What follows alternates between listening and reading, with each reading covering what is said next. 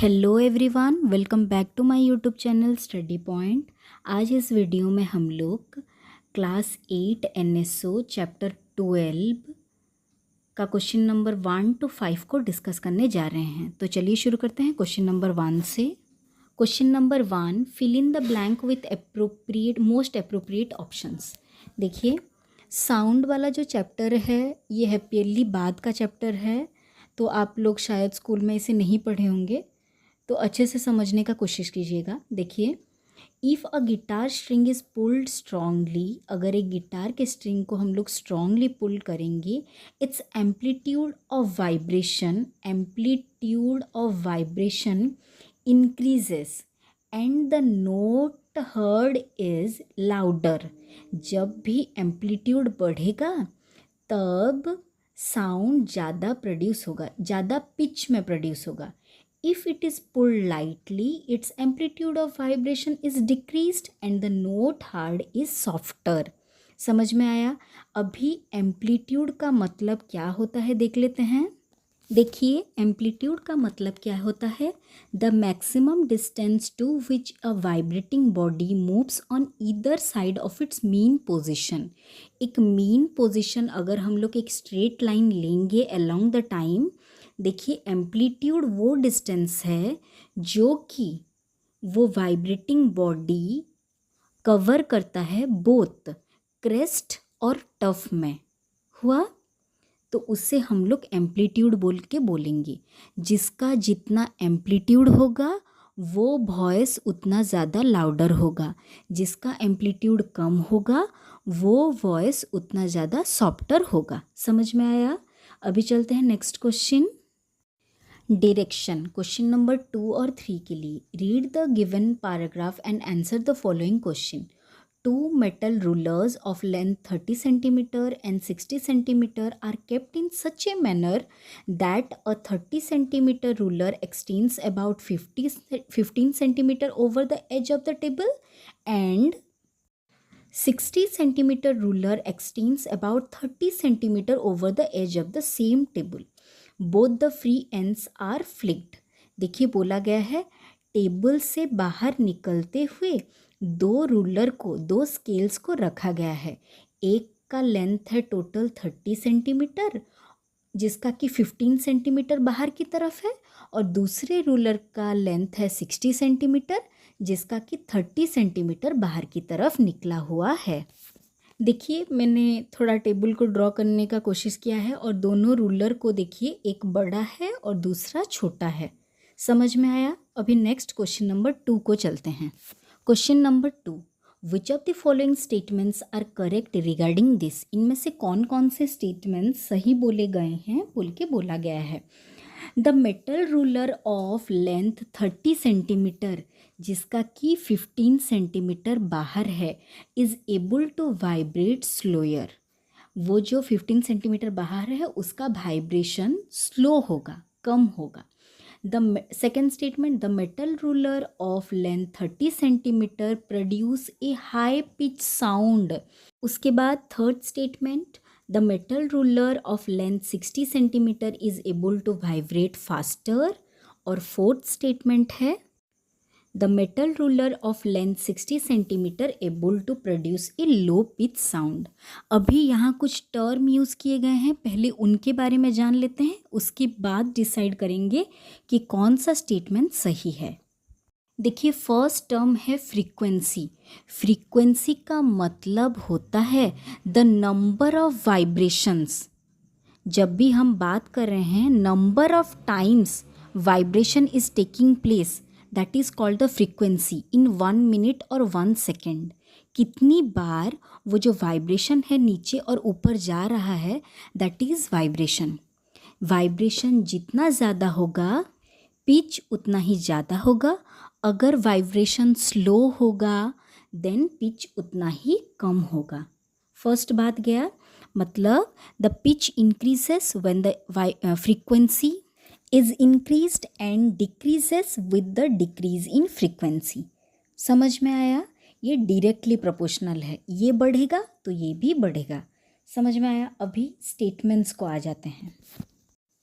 Second statement जो था, the metal ruler of length 30 centimetre will produce a high pitch sound, that is true because जो metallic ruler है जिसका 15 centimetre बाहर है उसका फ्रीक्वेंसी ज़्यादा होगा, उसका कम लेंथ टेबल से बाहर है वो ज़्यादा वाइब्रेट कर पाएगा, उसका फ्रीक्वेंसी ज़्यादा होगा।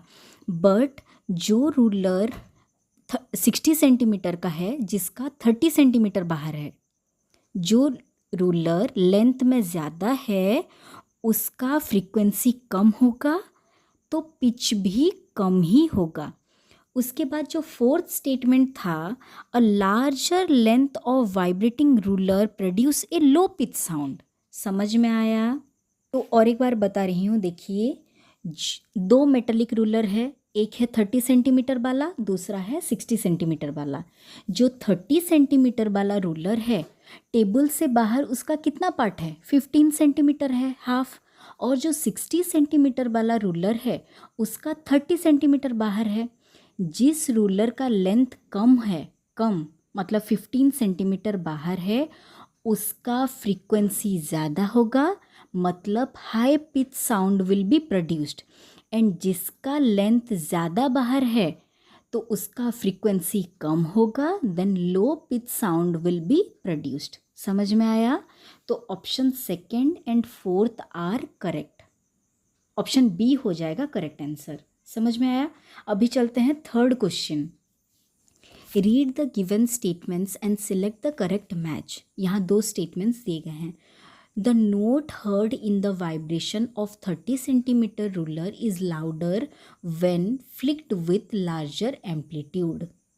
और स्टेटमेंट 2 है, loudness of A sound depends on the amplitude of vibration. अभी देख लेते हैं।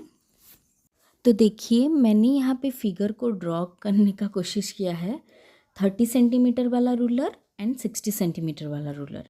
तो जो स्मॉलर वाला रूलर है उसका एम्पलीट्यूड ज़्यादा होगा, उसका एम्पलीट्यूड ज़्यादा होगा। और जो 60 सेंटीमीटर वाला रूलर है उसका एम्पलीट्यूड कम होगा। तो the larger the amplitude of the vibration, louder the sound will B. Amplitude जितना ज़्यादा होगा उतना ज़्यादा साउंड होगा। एम्पलीट्यूड का मतलब क्या होता है? एम्पलीट्यूड का मतलब होता है the displacement of wave from its mean position. मतलब अपने मीन पोजीशन से वो जो वेव है कितना ऊपर और कितना नीचे जा रहा है, दैट इज़ द एम्पलीट्यूड। तो एम्पलीट्यूड जितना ज़्यादा louder will be the sound, amplitude जितना कम slower will be the sound. तो यहाँ पे हो जाएगा स्टेटमेंट मतलब ए वाला correct. Both the statement 1 and 2 are true and 2 is the correct explanation for 1। समझ में आया? अभी चलते हैं question number 4। Which one of the following does not produce a sound wave? इनमें से कौन सा एक साउंड वेव प्रोड्यूस नहीं करेगा? ए साइलेंसर फिक्स्ड गन फायर्ड, जिस गन में एक साइलेंसर फिक्स किया गया होगा। ए बेल रिंगिंग अंडर वाटर, पानी के नीचे कोई बेल को रिंग करेंगे। सी है a hammer hitting a block of rubber. और डी है an explosion on the moon. देखिए जितने भी एग्जाम्पल्स दिए गए हैं हमें फर्स्ट बात ये याद रखना है कि sound needs a medium for its propagation और ट्रैवल। साउंड को ट्रैवल करने के लिए एक मीडियम चाहिए। मीडियम का मतलब क्या है? देखिए एयर, हम एटमॉस्फेयर में रह रहे हैं, एयर एक मीडियम है। हम लोग पानी के नीचे हैं, वाटर एक मीडियम है, ग्लास एक मीडियम है। समझ में आया? ये सभी एक एक मीडियम है। बट वैक्यूम में साउंड प्रोपेगेट और ट्रैवल नहीं कर सकता। तो sound waves need a medium to propagate as moon has no atmosphere.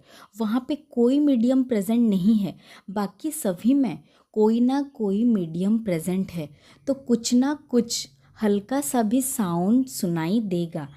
पर जहाँ पे no medium is present as the moon has no atmosphere since no medium is present as a result explosion on moon can not be produced any sound wave, कोई wave produce नहीं होगा।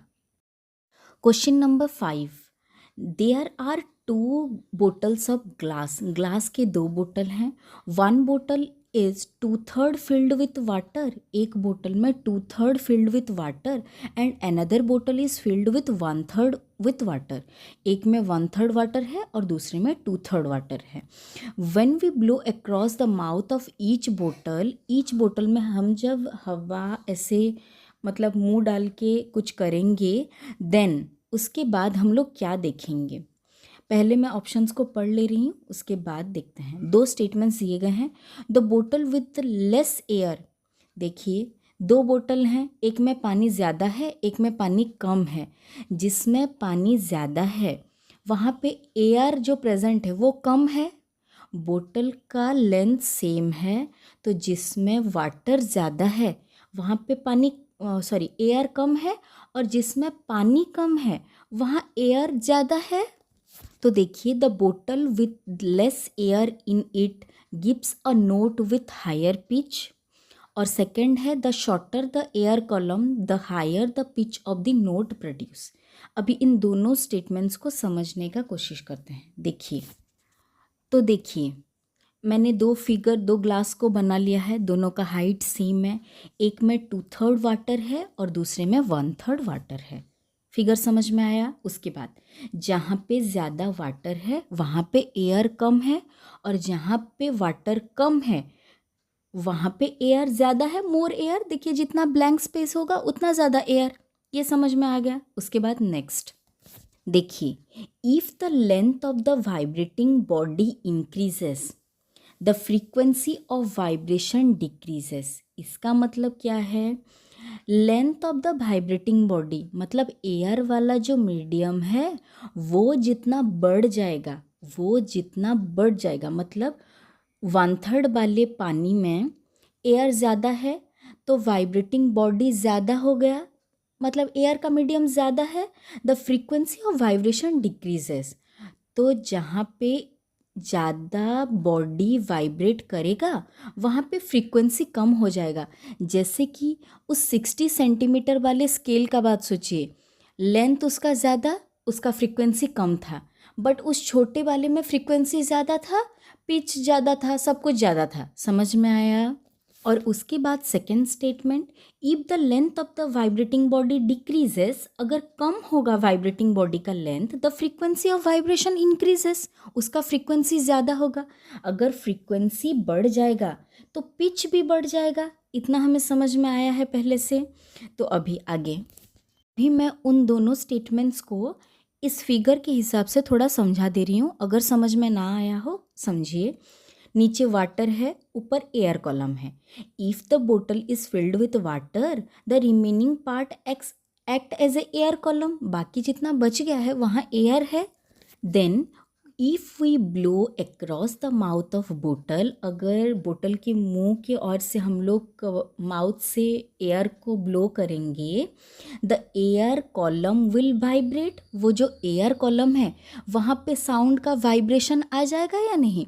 हम लोग ऐसे हवा में फूंक मारेंगे तो air will vibrate along its mean position, okay, and the vibration and produce a sound, कुछ ना कुछ साउंड प्रोड्यूस होगा।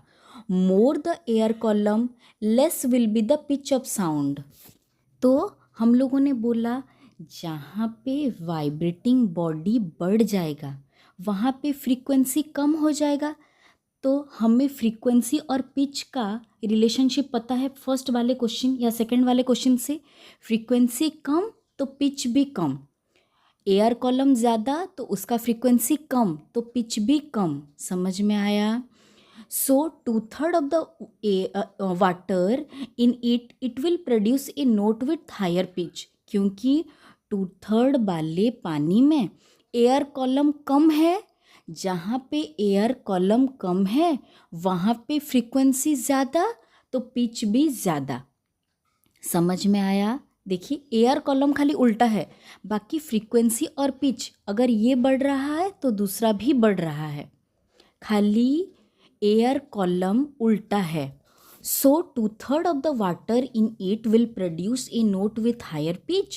Hence shorter the air column, higher the pitch of sound, higher is the frequency. समझ में आया? और एक बार इस क्वेश्चन को देखिएगा आराम से. देखिए एयर कॉलम दोनों में प्रेजेंट है, एक में कम एक में ज़्यादा. जहाँ पे कम प्रेजेंट है एयर कॉलम वहाँ पे फ्रीक्वेंसी ज़्यादा, पिच भी ज़्यादा.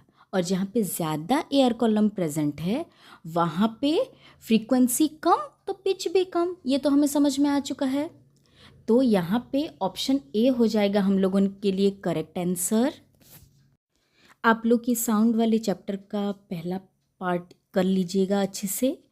Thank you for watching. Take care.